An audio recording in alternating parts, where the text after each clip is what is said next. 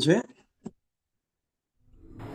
प्रभु का भजन गाने के लिए और प्रभु का धन्यवाद हो। मैं दो गीत गाऊंगा और पहला गीत जो है प्रभु यीशु मसीह के मृत्यु के संबंधित भाई शालूटी नायनन के द्वारा लिखी गई गीत है।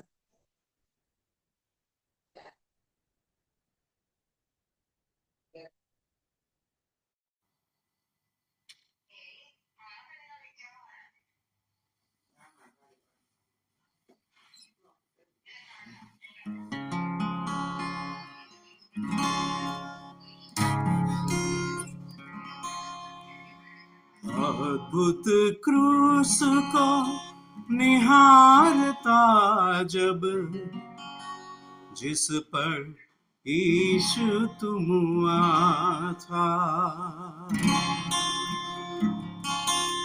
अद्भुत क्रूस को निहारता जब, जिस पर यीशु तुम था।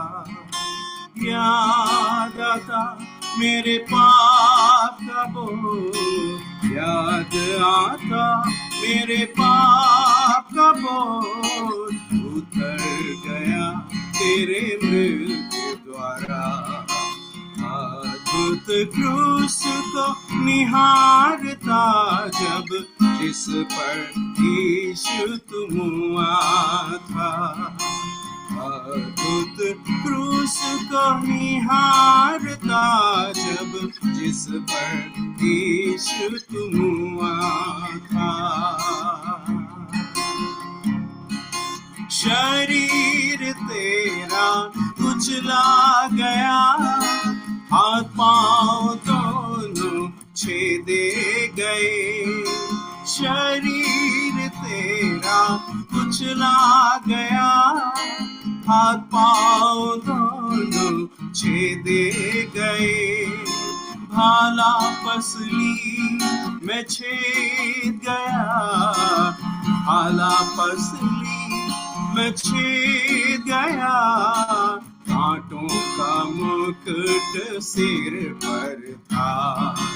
अद्भुत क्रूस को निहारता जब, जिस पर यीशु तुम था। याद आता मेरे पाप का बोझ, याद आता मेरे पाप का बोझ, उतर गया तेरे मृत्यु द्वारा। अद्भुत क्रूस को निहारता जब, जिस पर यीशु तुम था। जीवन अपना अर्पित किया, बदले में मेरे क्रूस चढ़ा। जीवन अपना अर्पित किया, बदले में मेरे क्रूस चढ़ा। मौत का दंड जो मेरा था, मौत का दंड जो मेरा था, यीशु ने पूरा चुका दिया। अद्भुत क्रूस को निहारता जब, जिस पर यीशु तुम था।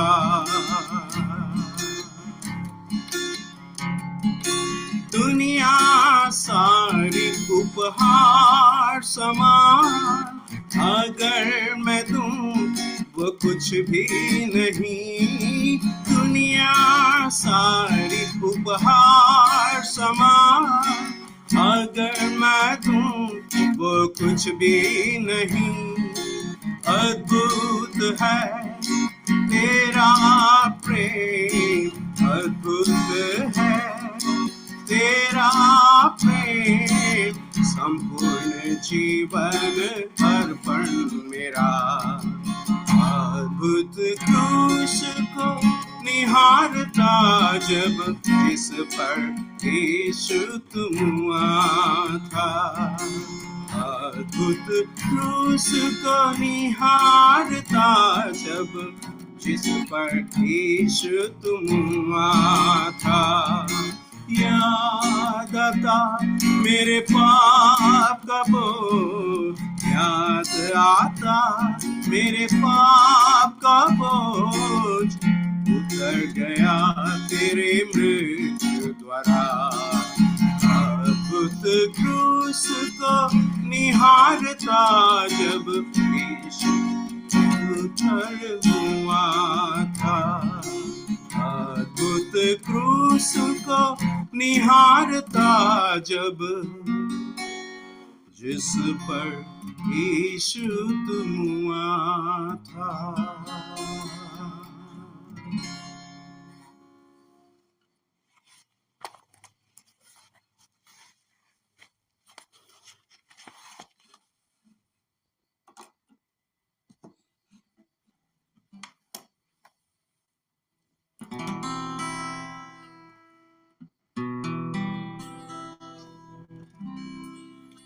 मन मेरे भज ले,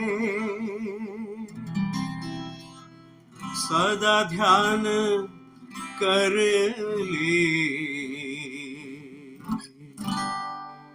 प्रिय प्रभु का, प्रभु यीशु का।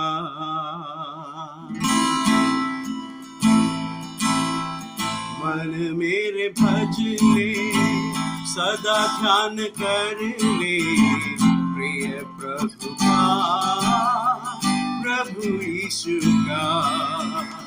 मन मेरे भज ले, सदा ध्यान कर ले, प्रिय प्रभु का, प्रभु यीशु का।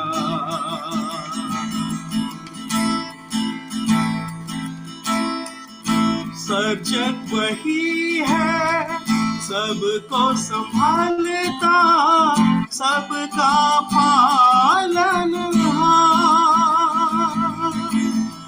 सर्जक वही है, सबको संभालता, सबका पालनहार।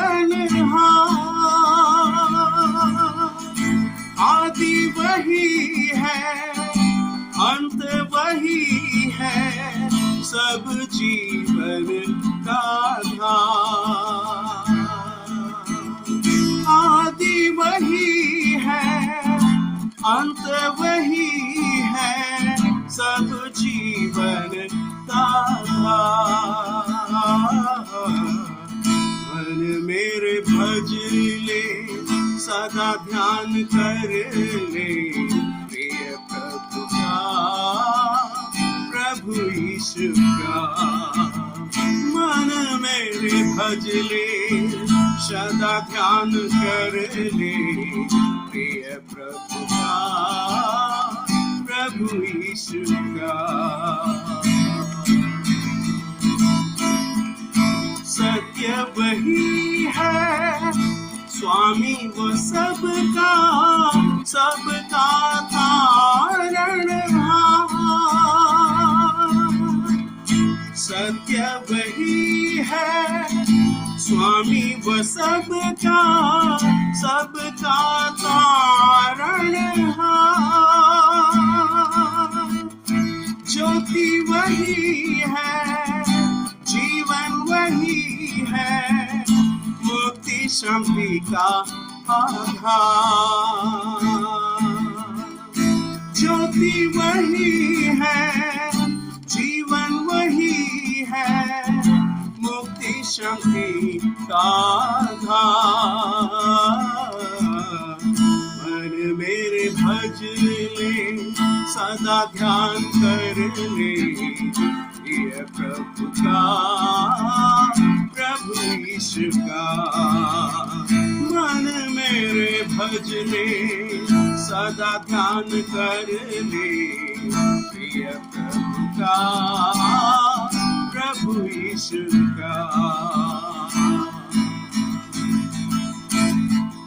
संग रहता, हर पल संभालता, विश्वास योग्य प्रभु।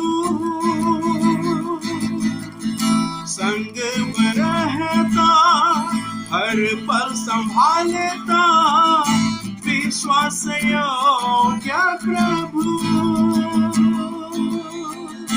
जल्द वो आएगा साथ ले जाएगा, पोंछेगा दुखों के आंसू। जल्द वो आएगा साथ ले जाएगा, पोंछेगा दुखों के आंसू। मेरे मन भज ले, सदा ध्यान कर ले, प्रिय प्रभु का, प्रभु यीशु का।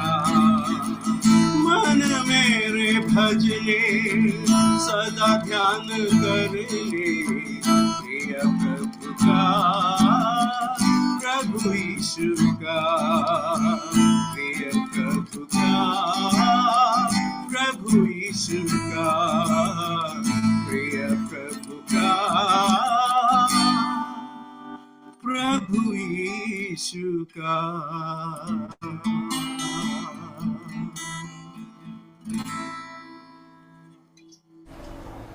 धन्यवाद अनुसरण एंगल।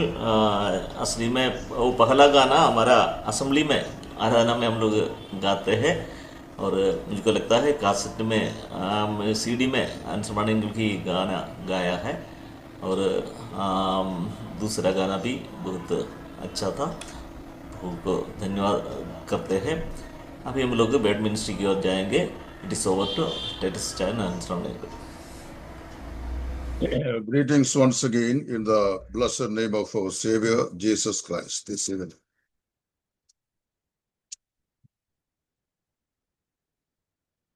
Hello.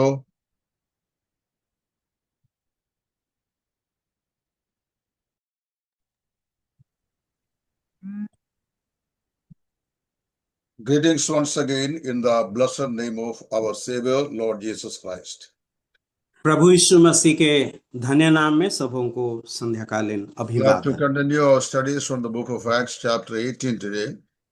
प्रेरितों के काम 18 अध्याय के से आज अध्ययन हम आगे बढ़ाएंगे। In the last class that we learned the profound activities of Apostle Paul and his team in the city of Athens, where he was speaking to the people of two groups, two schools of philosophy, that is Epicureans and Stoics. पिछले सप्ताह हमने देखा था कि पौलुस किस प्रकार Athens शहर में दो प्रकार के मत धारण करने वाले लोगों को, जो कि एपिकुरियन और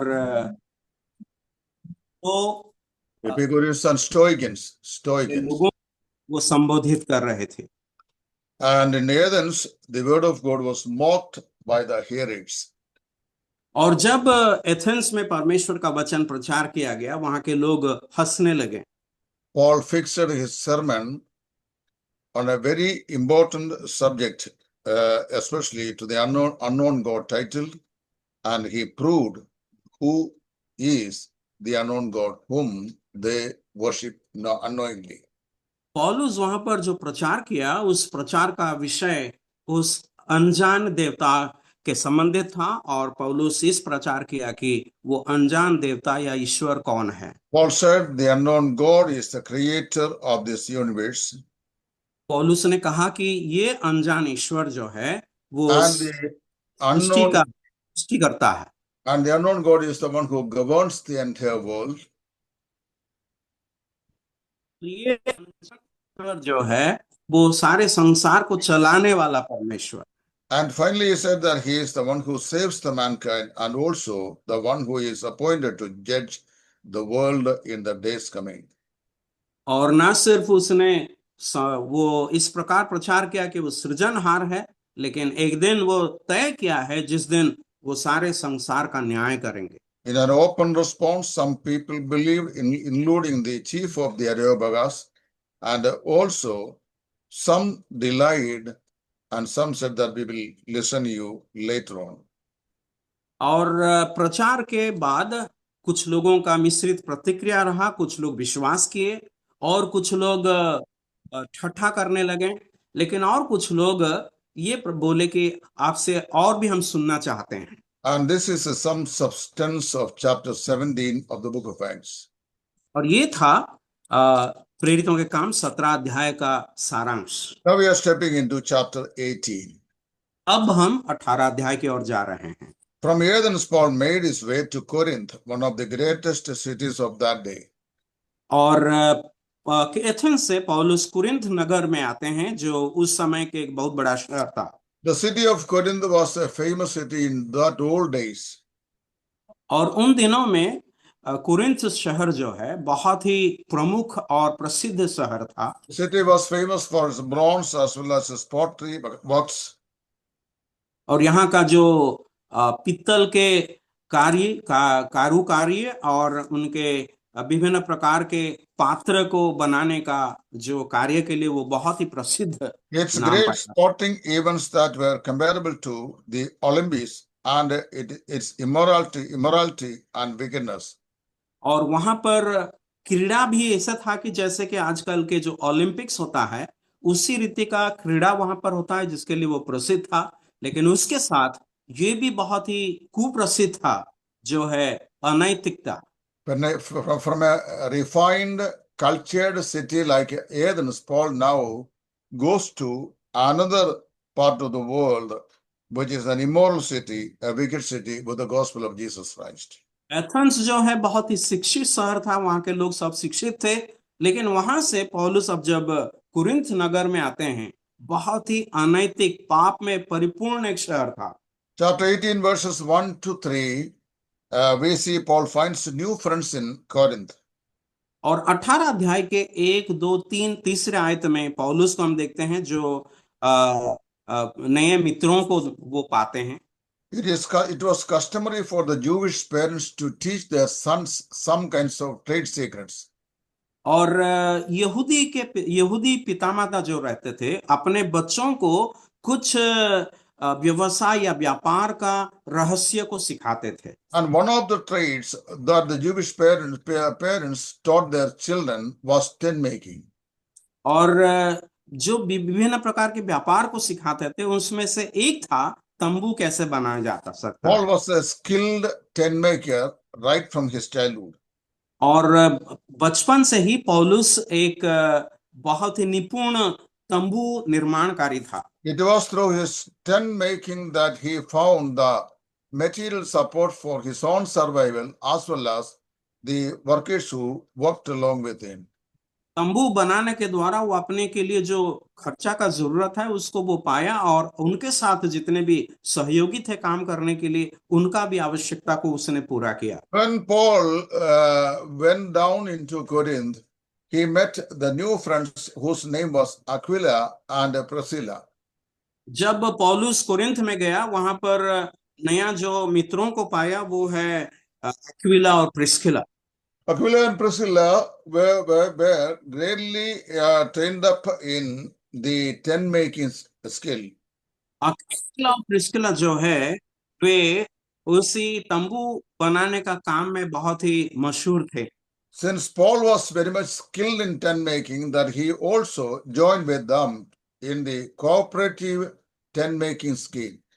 क्योंकि पौलुस भी इस काम में निपुण थे, इसीलिए वो उनके साथ मिलकर इस काम को आगे बढ़ाने के लिए चाहा। So from this activity of Apostle Paul in engaging himself in material businesses, I would like to tell some truth in relation to the Lord's servants who are laboring in the gospel field.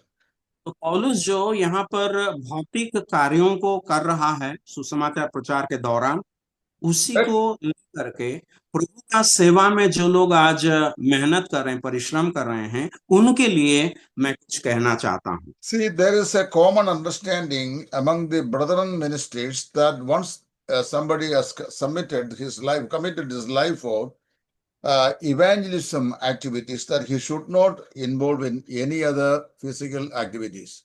Brethren कलीसियाओं के जो सेवक लोग हैं उनका मानना ये है कि जो लोग प्रभु का सेवा के लिए अपने आप को संपूर्ण रूप से दे दिए हैं, वे किसी प्रकार के भौतिक कार्य में अपने आप को शामिल नहीं करना है।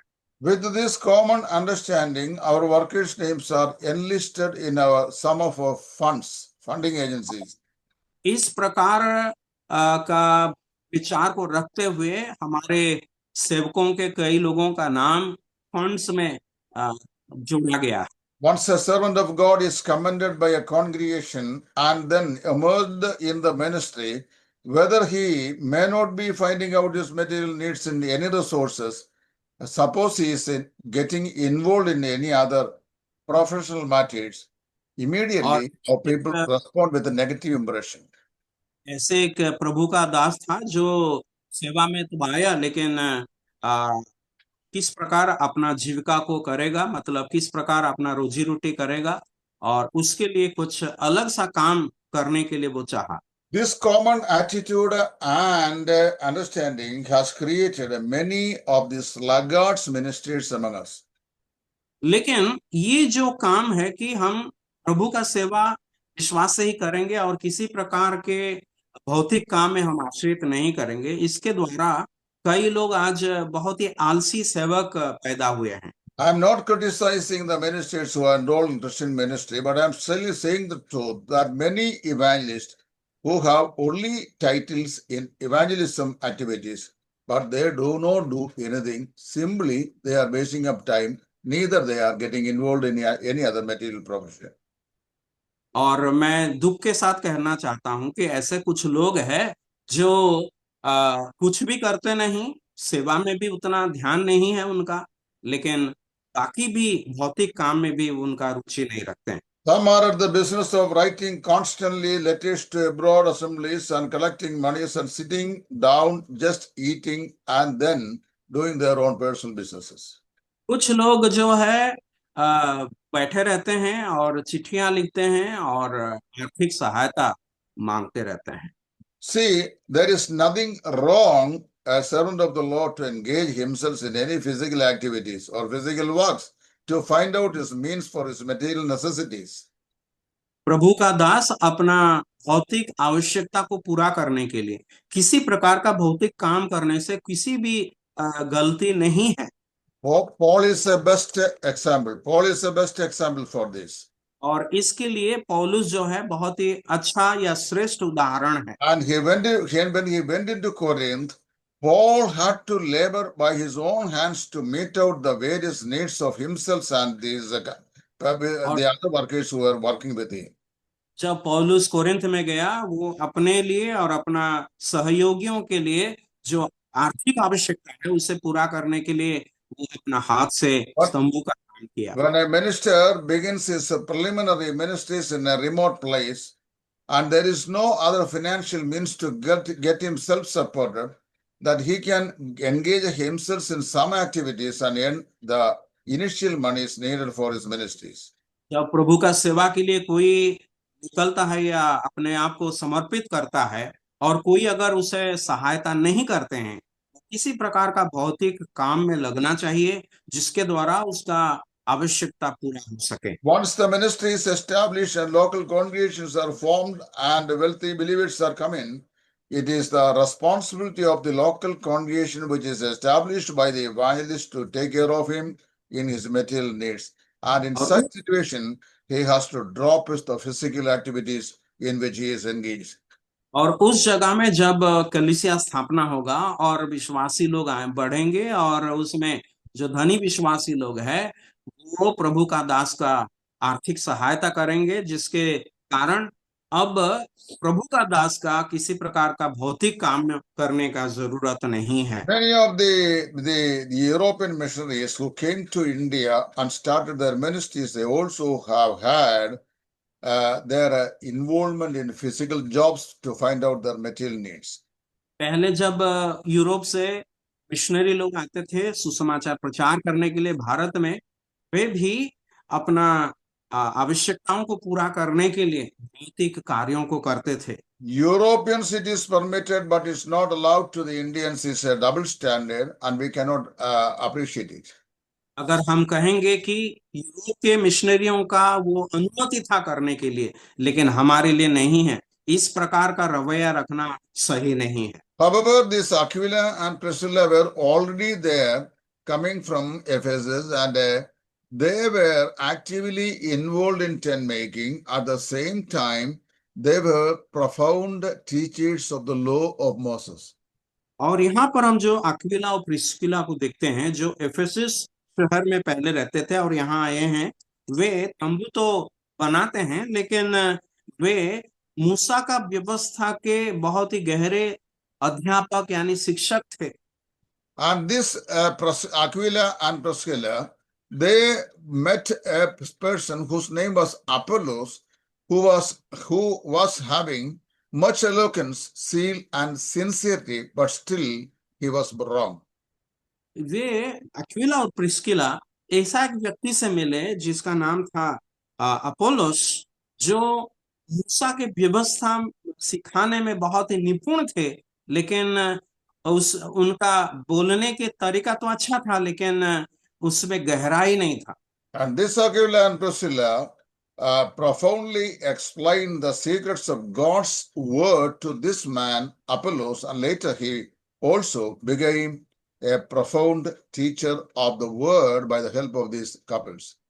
और ये अक्विला और प्रिस्किला क्या किया, अपोलोस को अपना घर ले जाकर उनको प्रभु के वचन का गहराई सत्यों को सिखाया, जिसके कारण अपोलोस बहुत ही एक मशहूर प्रसिद्ध प्रचारक बन गया परमेश्वर का वचन का। And then we see chapter 18 verse 4 to 17, Paul founds a new church therein. और 18 अध्याय के 4 से लेकर अगर हम पढ़ेंगे, वहां पौलुस एक नया कलीसिया को देखता है। Paul began his ministry in a synagogue, but it lasted only for a short period of time. पौलुस एक यहूदी आराधनालय में सेवा को शुरू किया, लेकिन Subsequently he turned to the Gentiles.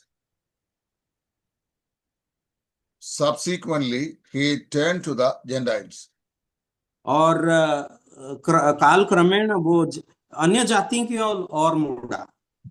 And then we read, at the same time he moved out of the house of Priscilla and Aquila and moved in with a Gentile named Justus, who was a Jewish proselyte, and in whose house was near the synagogue.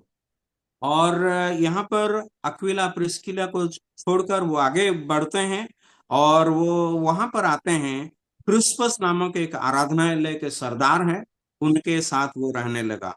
Apparently, Paul didn't want to make any trouble to the Jewish couples in making difficulties to them, so he turned to the Gentiles. और पौलुस इन लोगों का मतलब ये जो यहूदी पति पत्नी थे, इनको कोई समस्या ना आए, इसीलिए वो अन्य जाति के और मुड़ा। Verse number 8, we read that the chief of the ruler of synagogue, he believed in the Lord Jesus Christ in Corinth. 8 आयत में हम पढ़ते हैं कि आराधनालय के जो सरदार था क्रिस्पस, वो अपने घराने समेत प्रभु यीशु मसीह पर विश्वास किया। Likewise, many others from Corinth also believed in the Lord Jesus Christ. ऐसे कोरिन्थस के शहर से काफी सारे लोग प्रभु यीशु मसीह पर विश्वास करने लगे। The sequence of the salvation formula is found here in verse number 18, hearing the word, believing the word, and then being baptized. और 18 आयत में हम पढ़ते हैं कि किस प्रकार सुसमाचार सुनने के द्वारा उनका उद्धार हुआ। पहले वे सुसमाचार सुने, उस पर विश्वास किए और वे उद्धार पाए।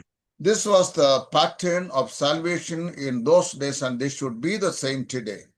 और उन दिनों में उद्धार पाने का तरीका यही था, आज भी वही होना चाहिए। Paul says himself that he baptized himself some in Corinth, including that of the house of Stephen. और पौलुस यहाँ पर कहते हैं कि वो कोरिन्थ में कई लोगों को बपतिस्मा दिया और स्तिफनुस के घराने के समेत। This proves that water baptism is commended for this age. और ये हमें सिखाता है कि पानी में जो बपतिस्मा है, इस युग के लिए आदेश दिया गया When we scrutinize the verse 5, we understand that Timothy and Silas were the people who carried out the baptismal service, whereas Paul was commissioned to preach the gospel of Jesus Christ. 5 आयत के अनुसार हम ये समझ सकते हैं, Silas और तीमुथियुस को पौलुस बपतिस्मा देने का काम सौंप दिया, He, लेकिन पौलुस खुद सुसमाचार प्रचार करने में लगे रहे।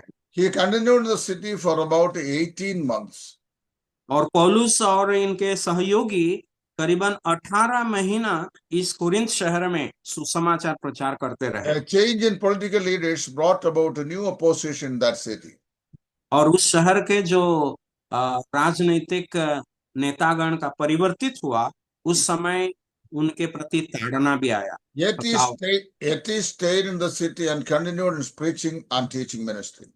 और यहाँ पर वो रह करके सुसमाचार प्रचार या प्रभु का वचन सिखाने का काम आगे बढ़ाया। In verse number 8, it seems it was the Christmas salvation made it mandatory that the synagogue authority to elect a new ruler for the synagogue, whose name was Sosthenes. और 8 आयत में जो हम देखते हैं, आराधनालय के जो सरदार है वो विश्वास करने के द्वारा ये आवश्यक हुआ कि दूसरा कोई व्यक्ति उस स्थान में नियुक्त किया। It is believed that this is the same Sosthenes whose name is mentioned in chapter 1 verse 1 and 1 verse 1. एक अध्याय का 1 में जिसके सोस्थेनस करके लिखा है, वो यही व्यक्ति करके विश्वास किया जाता है। Later on, Sosthenes also trusted the Lord Jesus Christ and got converted. बाद में ये सोस्थेनस भी प्रभु यीशु मसीह पर विश्वास करके कर पाए। Concerning the city of Corinth, Dr. F. Bruce makes a remarkable note in his expository work. बहुत ही रोचक एक लेख को प्रभु का दास डॉक्टर F. ब्रूस लिखते हैं। Corinth was an ancient Macedonian city and well cultured in the society. और Corinth जो है उस समय के बहुत ही एक सांस्कृतिक शहर था। See, the culture was messed up with immorality and wickedness. लेकिन उनका जो संस्कृति था प्रकार के पाप में यानी बुराई और अनैतिकता में जुड़ गया। Bruce says that every essential commodities were available in the open market except for father and mother. और ब्रूस इस प्रकार लिखते हैं कि उस शहर में सब कुछ मिलता था बाजार में, पिता माता को छोड़ सब कुछ वहां पर मिल सकता। The city was filled with the prostitute and adulterers. और उस शहर में व्यभिचारी और विभिन्न प्रकार के वेश्याओं से भरा हुआ था। Prostitution was one of the major income resources of the city. वेश्या कर्म जो है उस शहर का सबसे बड़ा आमदनी का एक प्रथा था, तरीका था। Idolatry was another notable area. और उस शहर में मूर्ति पूजा यानी प्रतिमा पूजा जो है वो भी बहुत ही प्रमुख एक व्यवसाय था। But Paul continued his ministry for 18 months in the city, and as a result that many people, including 2 rulers of the synagogue, they trusted the Lord Jesus Christ, and a good assembly testimony was established in the city. पौलुस वहां पर 18 महीना रहने के द्वारा कि बहुत अच्छा कलीसिया वहां पर स्थापना किया गया। यहूदियों का आराधनालय के जो सरदार, दोनों सरदार प्रभु यीशु मसीह पर विश्वास किए। This is further proof that when the gospel is carried out in any ugly places, that it can do its own work of miracles, converting people from clutches of sin to Christian faith. ये हमें एक और सबूत देता है कि शहर जितना भी गंदा होना क्यों, जितना भी पापमय होना क्यों, वहां अगर सुसमाचार प्रचार किया जाएगा, वहां भी प्रभु अपना नाम स्थापना करेगा। Now verses 18 to 22. अब 18 से लेकर 22 तक के वचनों में, And now the vow that Paul had a vow there that he had to fulfill it. और पौलुस वहां पर एक मन्नत मानी थी और वो उसे पूरा करना था। It is generally believed it has been a Nazarite vow as it is found in Numbers chapter 6. और गिनती पुस्तक 6 अध्याय में जैसे एक नासरी व्रत के बारे में लिखा गया है, वही मन्नत पौलुस ने मानी थी। The hair was cut at the close of the period of the vow. और उस मन्नत मानने का जो आखिरी दिन होता है, उसके अंत में मुंडन किया जाता है। And this Paul did at the city of Cenchrea. और केंक्रिया नामक शहर में पौलुस अपना मुंडन करवाया। See, concerning this cutting of the hair and the Nazarite vow that Paul had to perform at Cenchrea, we have no details much, but it is written there by Luke. और पौलुस किस प्रकार ये नासिर व्रत को मानता था और कैसे उसके अंत में मुंडन किया कंक्रिया शहर में, इसका विशद विवरण हमारे पास नहीं है, लेकिन इतना ही डॉक्टर लूक हमारे लिए लिख करके रखे हैं। It is possible that this vow was taken after God had delivered the apostle and his team out of the uprising described in verses 12 to 17. और 12 से लेकर 17 तक के जो वहां पर विपत्ति शुरू हुआ और उस झगड़ा से या बैर भाव से पौलुस को शायद इस घटना के दौरान छूट मिल गया। The vow may have been made in thanksgiving to God. और शायद ये मन्नत जो है परमेश्वर को धन्यवाद देने के लिए किया गया होगा। It was purely a voluntary thing that Paul had executed, but we have no explanation as to being Christians whether we need to do such a vows and to perform it according to the Jewish law. और पौलुस जो है पूर्ण रीति से अपने ही इच्छा से, स्वयं इच्छा से इस मन्नत को मानी थी, और हम ये सवाल नहीं कर सकते हैं कि हम मसीही लोग इस प्रकार का मन्नत को क्या मान सकते हैं। Any matters of discipline, the Bible is so silent that I keep silent over, because I do not know why Paul had to do this. और इन सारे बातों में, कई चीजों में बाइबल चुप ही रहता है, इसीलिए मैं भी उस पर कुछ कहना नहीं चाहता। But you and I should not take this for granted. For some people who are from Hindu community converted to Christian faith, later on don't say that it is in a customary time that I had to revisit the temple to offer some sacrifices because I wanted to overcome a situation, a dangerous situation from my own people. That is not justification for such claims. इसी को लेकर के आप ये मत कहिए, अगर आप हिंदू परिवार से आए हैं और अगर आप मंदिर में कुछ ऐसे चढ़ाना है और आप मुंडन करेंगे या कुछ करेंगे प्रभु के वचन के आधार पर, ये सही नहीं हो सकता है। Apparently, Paul knew that there was not much merit after doing such vows and performing it, but I don't know why he was compelled to do that. God only knows. And पौलुस yes, okay. पौलुस भी बाद में कहते हैं कि इसके द्वारा कुछ भी लाभ नहीं होता है, कोई इसके प्रकार प्रयोजन नहीं होता है, फिर भी पौलुस ने क्यों इस बात को किया, परमेश्वर ही जानता है। After performing this vows and cutting his hair, he returned to Antioch and reported the church about the ministry which the Holy Spirit of God enabled him to carry out in that region. और ये सब काम पूरा करने के बाद पौलुस अपने कलीसिया अंतियोकुस को चला गया, और जहां पर इस प्रकार प्रभु ने उसे इन सारे इलाके में इस्तेमाल किया, सारे विवरण कलीसिया को उसने बताया। At this time, he also saluted the brethren in Jerusalem. और इस समय वो यरूशलेम कलीसिया में जो भाई लोग हैं उन्हें भी वो मिलने गया। We have so many things to study about the city of Corinth and the church which Paul established therein. और कोरिन्थ में परमेश्वर ने जो सारे काम किया है, कैसे कलीसिया को स्थापना किया, उसके बारे में और कोरिन्थ शहर के बारे में अध्ययन करने के लिए बहुत कुछ हमारे पास है। The church at Corinth was a large church. और कोरिन्थ के शहर में जो कलीसिया स्थापना हुआ, बहुत बड़ा कलीसिया था। Constituted of the Jews and Gentiles in a 50-50. That means almost equal strength in Jews as well as the Gentiles, the constitute the church. Corinth के कलीसिया में जितने यहूदी लोग थे उतना अन्य जाति भी लोग थे, मतलब 50-50% के लोग वहां पर थे। Even though that was established and nurtured by Apostle Paul and Apollos as well as Aquila and Priscilla, this church had every problems that even today that we are facing with our churches in different places. यद्यपि पौलुस के द्वारा ये कलीसिया स्थापना किया गया और अपुल्लोस जैसे एक अच्छा शिक्षक के द्वारा वे लोग वचन सिखाए गए, फिर भी आज के कलीसियाओं में जो सारे समस्याएं हैं, वो सारे समस्या उस कोरिन्थ के कलीसिया में भी था। I am surprised to see that very many problems that were prevalent with this local congregation, which was established by such a great man, Apostle Paul, and was taught by Apollos as well as Aquila and Priscilla, the very much the eloquent ministers of the law of God.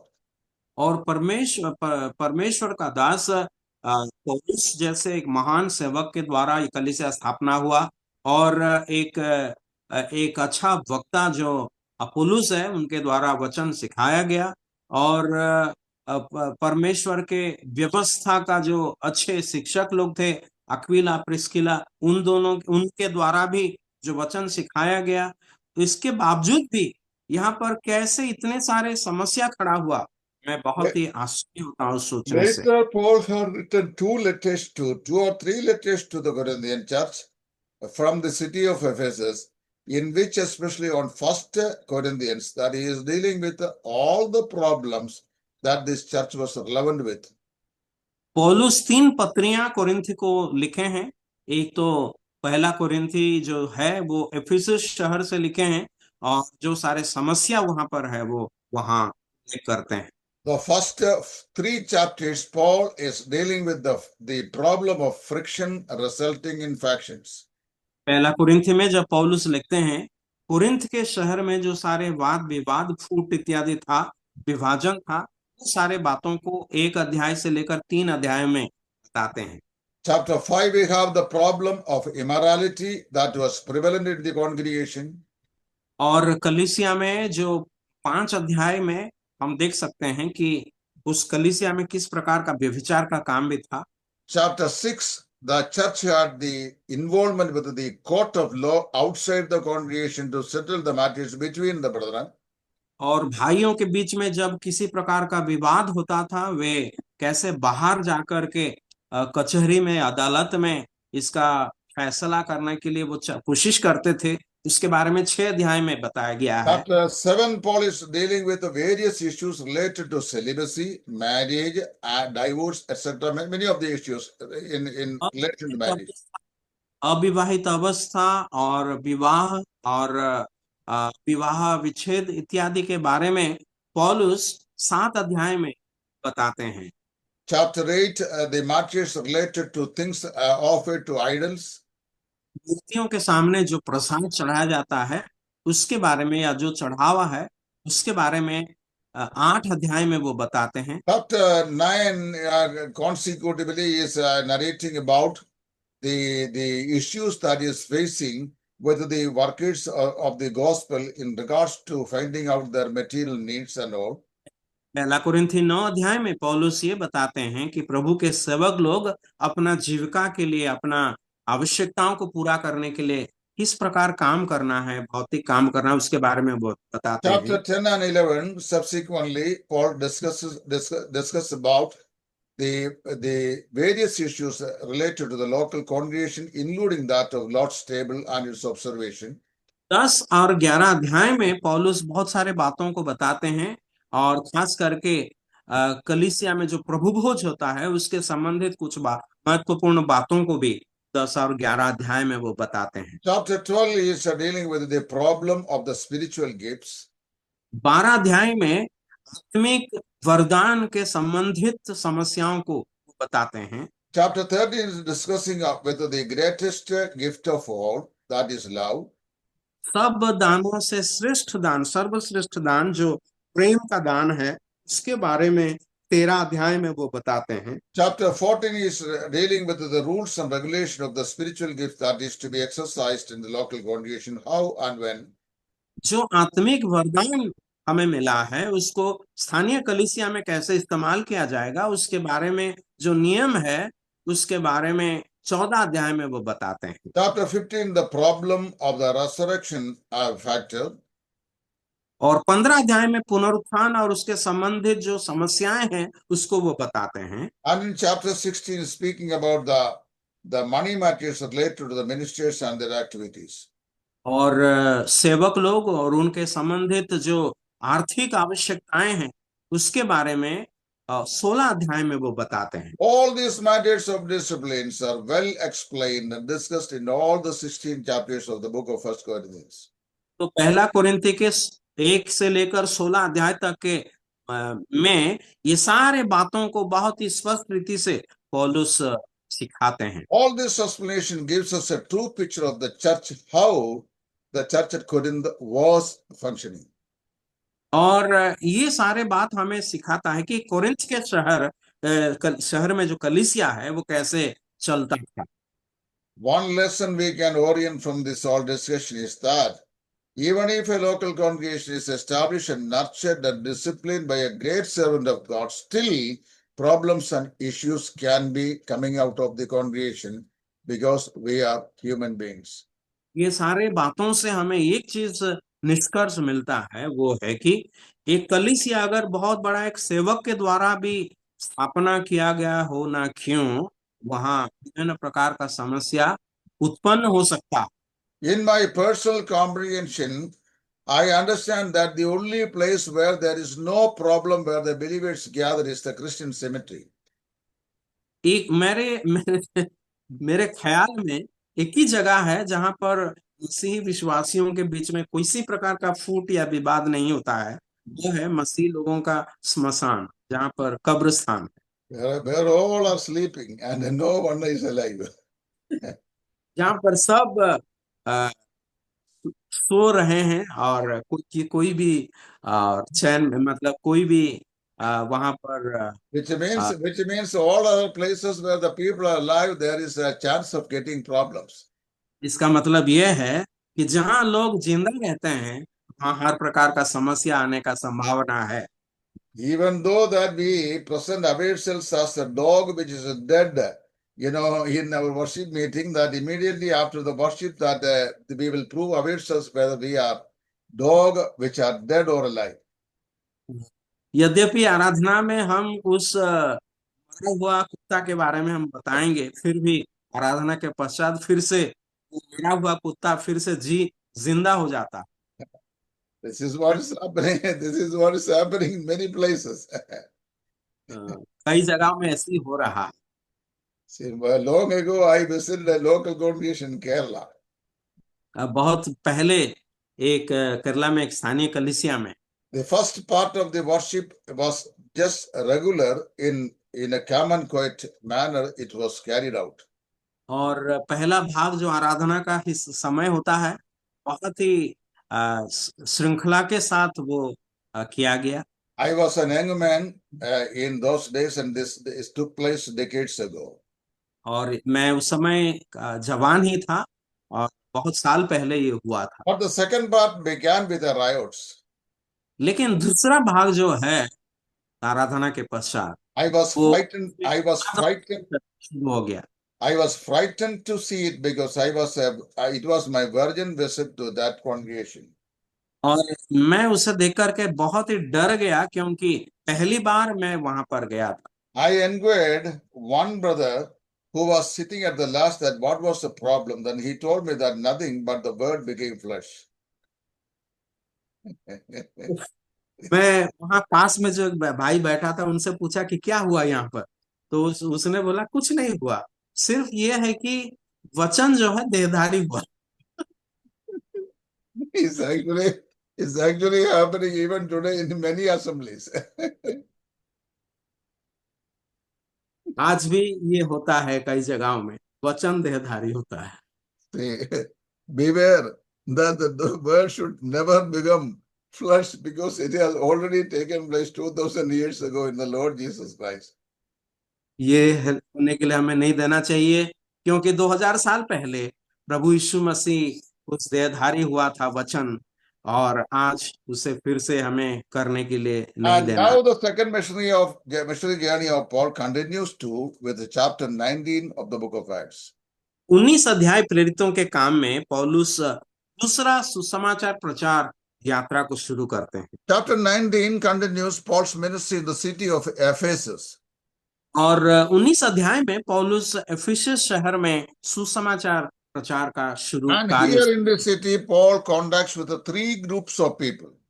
और इस शहर में पौलुस 3 प्रकार के लोगों के साथ वो मिलते हैं। In chapter 19, verses 1 to 12, Paul is meeting, first of all, the 12 ignorant disciples in the interior of Ephesus. 19 अध्याय के 1 से लेकर 12 तक के वचनों में पौलुस कुछ चेलों से मिलते हैं जो लोग यो बपतिस्मा देने वाला यूहन्ना के थे, जो भी कुछ बहुत सारे बातों से अनजान थे। Then verses 8 to 20 tells us that Paul and 7 Jewish pretenders. 8 से लेकर हम पढ़ेंगे तो यहूदी लोगों का कुछ ठग लोगों को वो मिलते हैं। And then verse number 21 to 41, then Paul and the silversmith. और 20 से लेकर पौलुस एक ऐसी Paul and silversmith. एक चांदी में काम करने वाला एक व्यक्ति से मिलते हैं। And these are the 3 groups of people that Paul met in the city of Ephesus. और पौलुस ऐसे 3 प्रकार, एक सुनार से मिले, वो 3 प्रकार लोगों से वो मिलते हैं। So we will continue this study actually in the next class also, as I cannot complete this session today in a platform.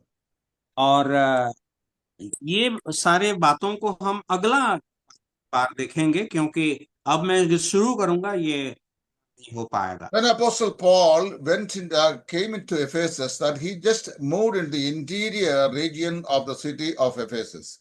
और पौलुस जब एफेसस शहर में आए, एफेसस शहर के पूरा अंदरूनी इलाके में वो प्रवेश किया। And when he passed through the interior region of Ephesus, he met some disciples with whom when he acquainted, he inquired them that who these people were.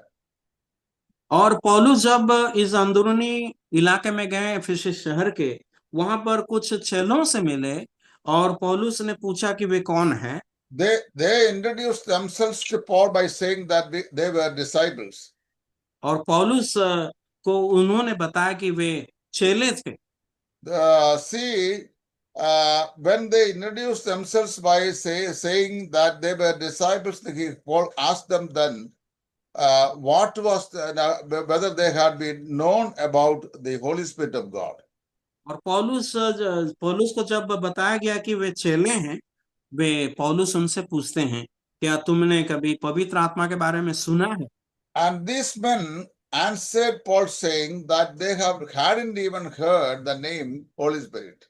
तो पौलुस को उन्होंने उत्तर दिया, पवित्र आत्मा ये नाम भी हमने कभी नहीं सुना। Then he asked them about their baptism. That means what baptism they had witnessed to become the disciples. तो पौलुस उनसे पूछा, तो तुमने किस प्रकार का बपतिस्मा लिया था?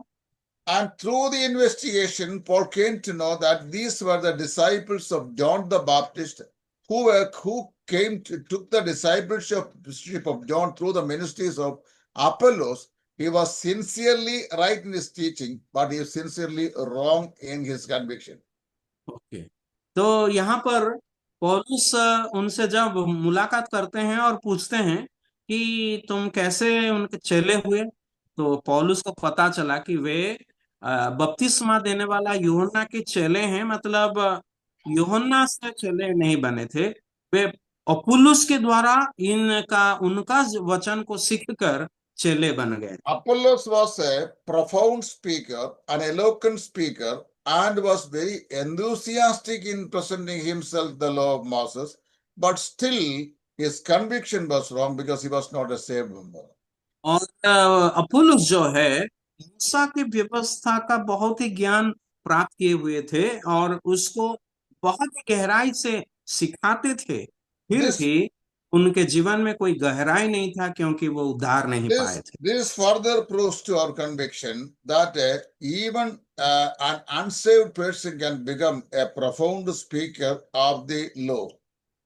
और ये हमें बताता है कि जो व्यक्ति उद्धार नहीं पाया हो, वो भी एक बहुत बड़ा वक्ता बन सकता है। Not all eloquent speakers are born again believers. और जो भी बड़े बड़े वक्ता हैं, सब उद्धार पाया हुआ व्यक्ति नहीं है। The history has proved itself this reality. इतिहास हम इसका गवाह है। See, people may be speaking profoundly the gospel of Jesus Christ. That doesn't mean that that sincerely believed. शायद लोग सुसमाचार को बहुत ही गहराई से बता रहे होंगे, लेकिन इसका मतलब ये नहीं कि वो उद्धार पाए। And Paul came to know that these disciples were not the disciples of Jesus Christ by saying that they hadn't even heard the name of Jesus, because if they had taken the Christian baptism, they would have heard the name of that Holy Spirit of God, because in the baptismal formula, the name of Holy Spirit is inculcated.